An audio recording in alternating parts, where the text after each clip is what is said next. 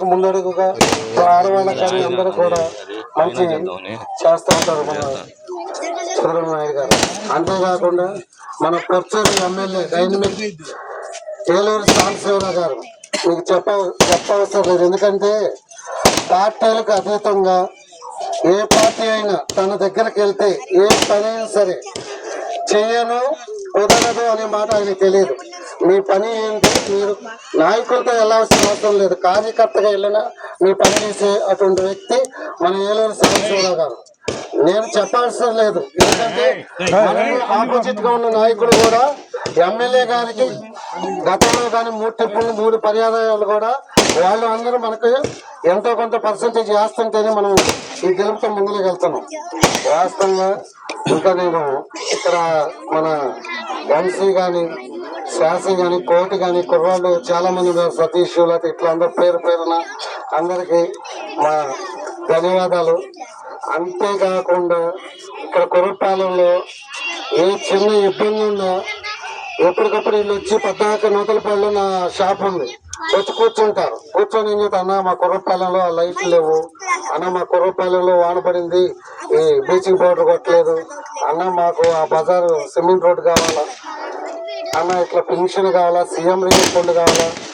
అందరూ అనుకుంటారు వీళ్ళు వచ్చి నాకేదో 4 మాటలు చెబుతున్నారు అందుకని వాళ్ళకేదో చెబుతున్నారని కాదు, వాళ్ళు వచ్చి ఇక్కడ ఉన్న సమస్యలు చెబుతున్నారు.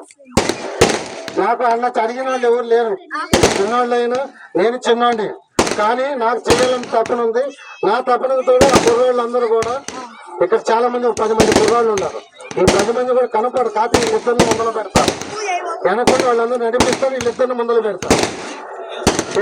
కానీ వీళ్ళు ప్రతి ఒక్కరి కుర్రపాలెం డెవలప్ చేయటం కోసమే, అంతకు మించి వీళ్ళు ఏ స్వలాభం కోసం ఎప్పుడు కూడా నా దగ్గరకు వచ్చి అడగలేదు. నేను ఇంకోటి కూడా చెప్తాను, ఇక్కడ ఒక చిన్న మన నాయనమ్మకి ఇల్లు కట్టేటప్పుడు నేను ఒకటి చెప్పాను, వన్సే మీ వంతు సాయం కూడా మీరు కంపల్సరీగా ఉన్నా మేము 10,000 ఇస్తా ఉన్నారు. ఇక్కడ మా వాళ్ళకి ఇబ్బంది ఉందని చెప్పి ఇక్కడ నుంచి ఎవరన్నా వచ్చి నన్ను ఎవరు అడిగిన వాళ్ళు లేరు. ఇప్పుడు మీరు అంటున్నారు మా పిల్లల వాళ్ళు అని చెప్పి అంటున్నారు, నా దగ్గరకు వచ్చి చాలా మంది.